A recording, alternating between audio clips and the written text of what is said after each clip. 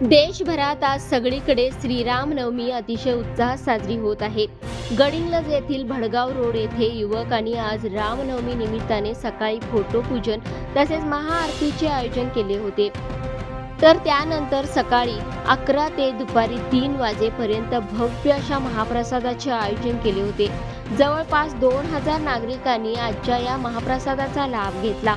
अतिशय सुंदर असे नियोजन आयोजकांमार्फत करण्यात आले होते. आजच्या या कार्यक्रमाचा आढावा घेतला ते अभिजित मांगले यांनी.